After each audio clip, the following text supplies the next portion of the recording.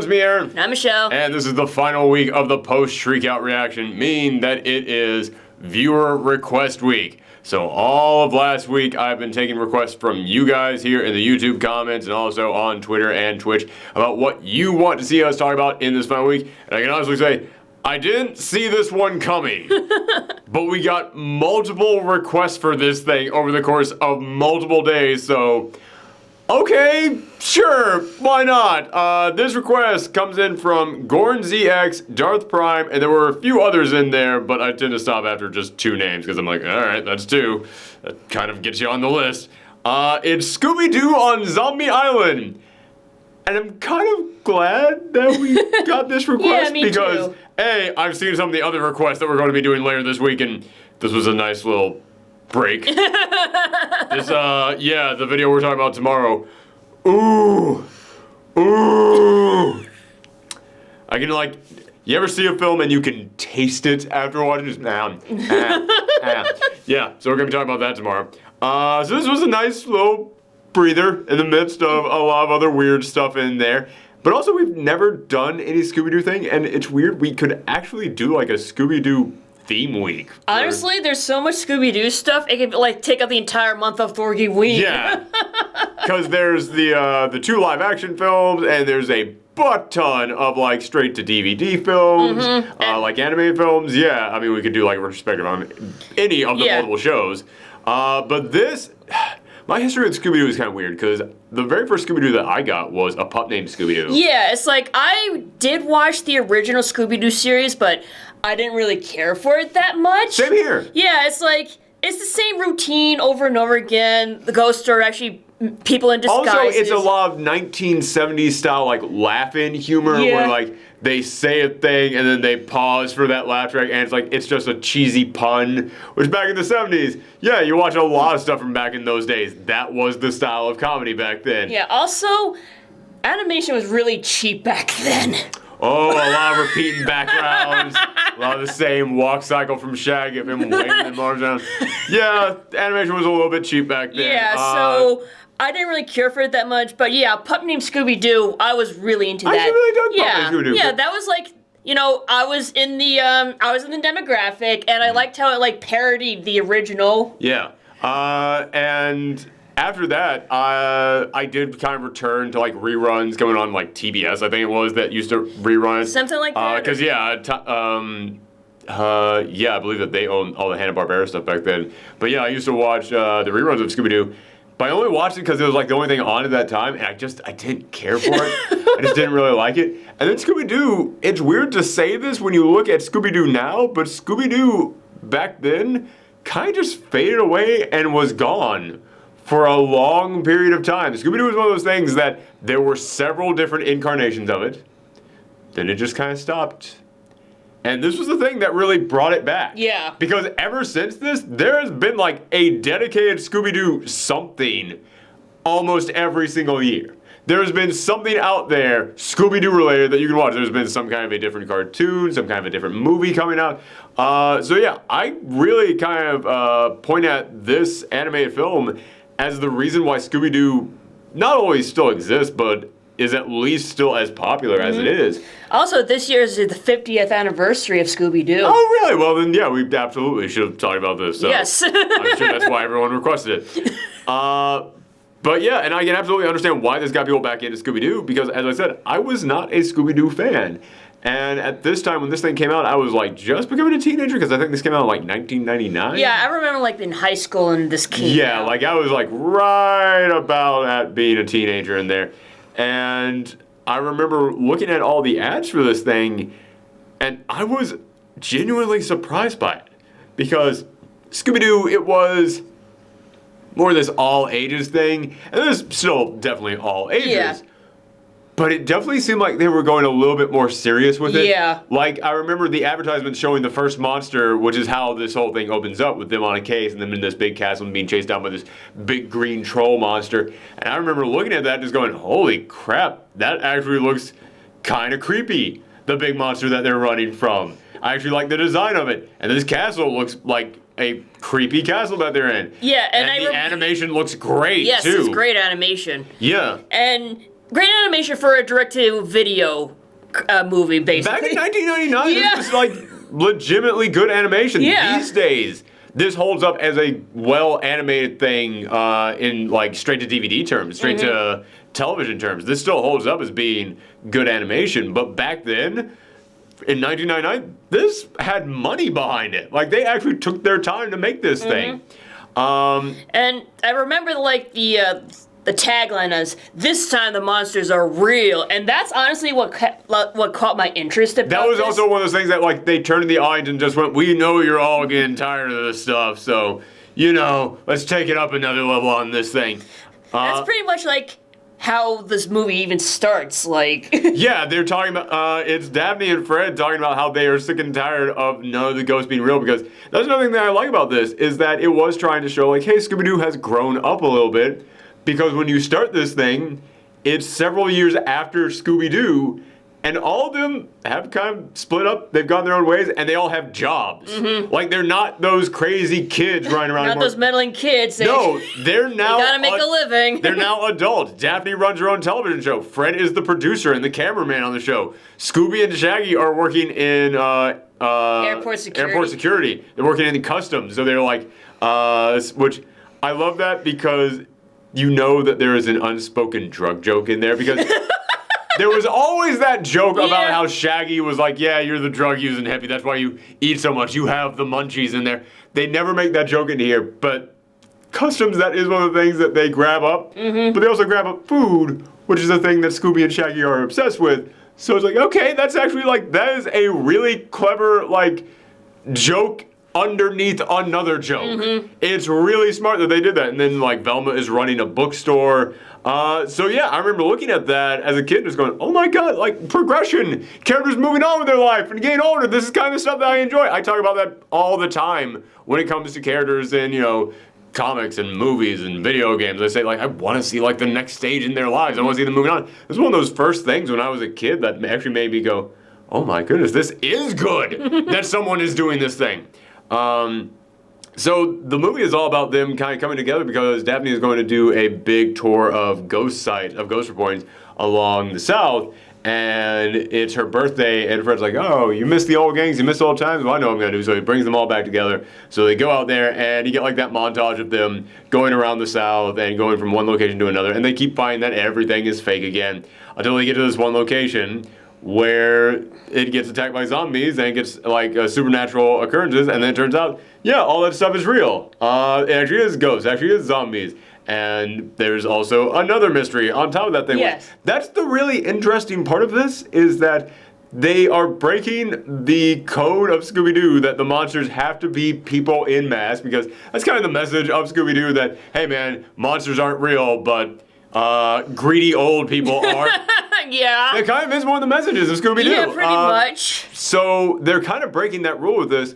However, they do still have the mystery. They do still have the suspects. Even with the monsters being real, there's a mystery behind what is causing the monsters. Yeah, why are these zombies coming to life and everything? Why is this place haunted? And as I was watching this, the thing that really hit me is that it made me realize this actually is what a Scooby-Doo movie should be. Like, not those live action things where it's just, hey, you all know Scooby-Doo, let's make jokes about Scooby-Doo. No, give us like the thing that we like, but the next level of it, like a little bit bigger than what we had, but still keeping there all the elements that we came to know and love. Because, yes, as we said, this is a little bit darker than a regular Scooby-Doo thing, but Shaggy and Scooby are still Shaggy and Scooby. When they're being chased by actual zombies, and zombies with like their heads popping off and stuff, they're still acting like Shaggy and Scooby. Velma still acts like Velma. Daphne and Fred still act like Daphne and Fred.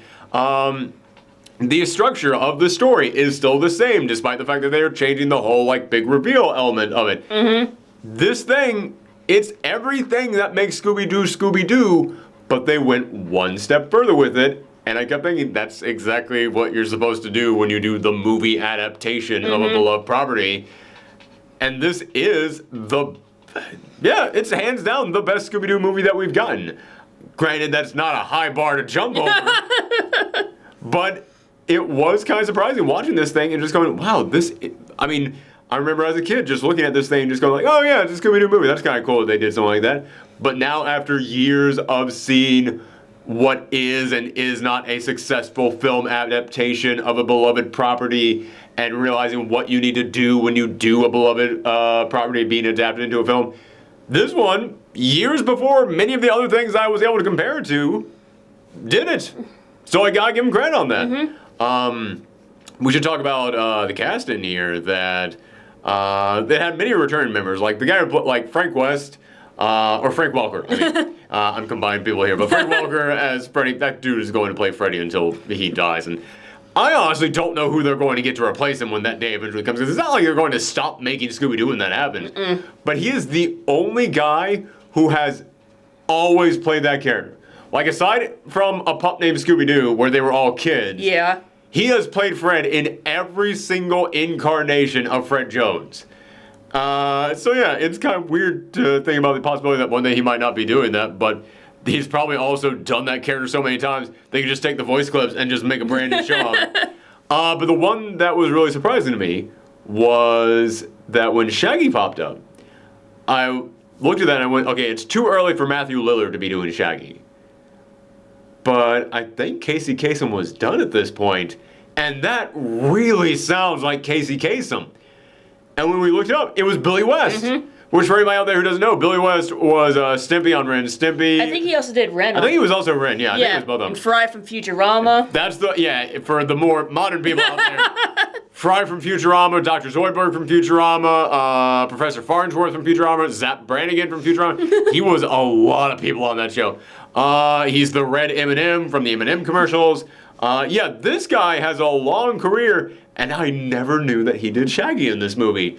And he is so spot on to Casey Kasem that I'm pretty good at recognizing voice actors. Most voice actors, no matter how much they change their voice, they're going to have that one little thing in like the back of their throat that they can't hide that will come out at moments. I could not find that in this. I kept listening for it, and it was only in like a moment where he would yell. Because when you yell, it's really hard to hold on to a voice. It was only in those moments in which he would yell that I would go, I can barely recognize it's Billy West. But if I didn't know that going into this, I would have known. He was really impressive in this role. So, for anybody who hasn't seen this thing, we're going to start getting into the spoilers on this thing. But the big reveal is that it's not just that there's zombies and there's ghosts in this thing. But there is a mystery behind this. Of what's causing it all. The big mystery is that the people who run this house, it's a chili pepper farm? Yeah, it's a chili pepper farm. Yeah. Which again is a setup for a classic Scooby Doo premise that this makes the best chili peppers in all of New Orleans. Everybody wants to get these chili peppers. Everybody wants the property to this. Also, even Peach wants some. Yeah, Peach is fucking out there. Also, there was a pirate ship that might have buried gold on this property. So it's like, yeah, you've got all the setups for the things that everybody wants in here. They've got like 4 or 5 red herrings popping up in here.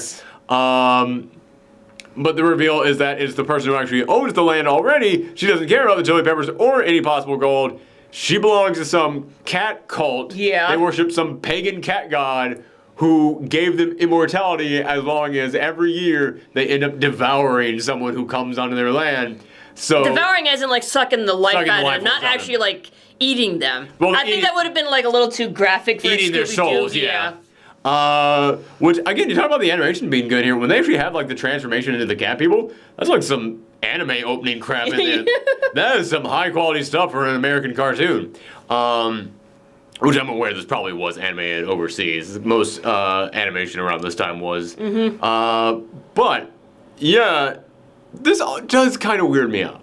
Because I do remember when I was a kid, I was like, man, can't they just get some real ghosts in here? Which, interestingly enough, this was before I discovered Scooby Doo and the 13 Ghosts, where it actually was real ghosts. Yeah, but it's like, I don't know if that really counts, because like, first of all, it's a spin-off, and it's like a TV series, not an actual like movie. But well, I mean, like Scooby Doo was a TV series, so we're talking about what people were like asking for from the TV series. They finally wanted a real thing. Yeah, it's like basically before Scooby Doo on Zombie Island. There were like some spin-offs of Scooby Doo with interacting with ghosts and monsters. Scooby Doo in the Ghoul School. Yeah. The Reluctant Werewolf. That was the one I was trying to remember. Where Shaggy was a race car driver. Yeah, that was kind of weird. Yeah, those were very weird spin-offs. So I guess they don't really count. Or they are such spin-offs. That's one of those things where it's like, okay.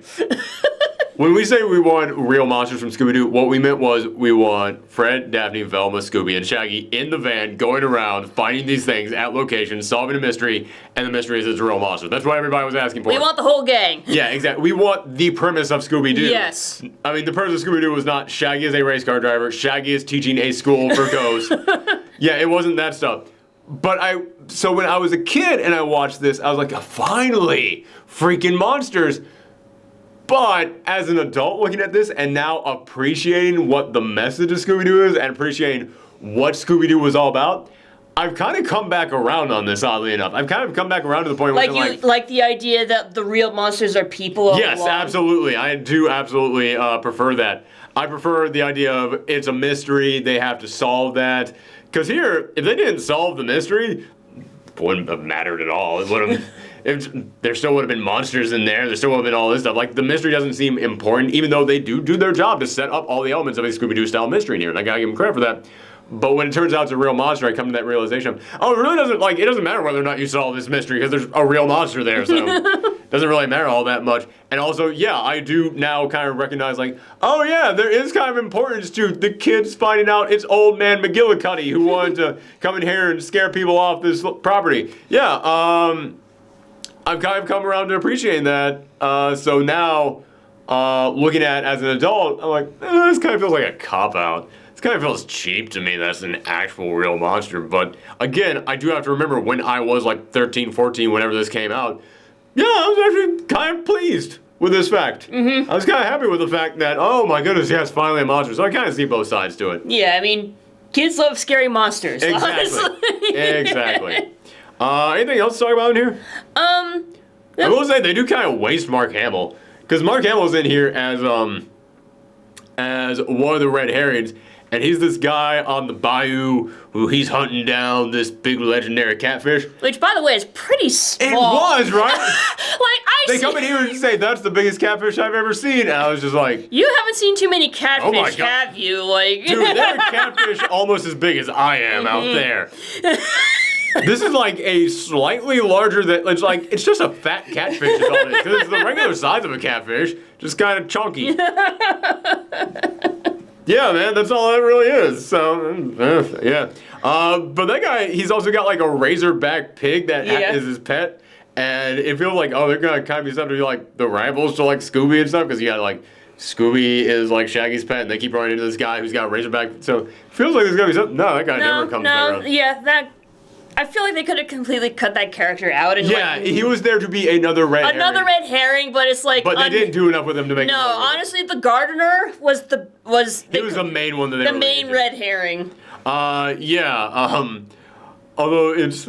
Okay, so at the end of this thing, they finally find these real ghosts, but the camera gets destroyed, and they're thinking, we finally found proof, we're never going to have anything. And then the gardener comes down and goes, I'm not so sure about that. Agent of the police, I've been investigating all the missing people. Which, by the way, when all the missing people come up as zombies out of the swamp, I did appreciate that a lot of them were very clearly gangsters. Because I was like, New Orleans swamp? Yeah, there's definitely going to be some buried in there.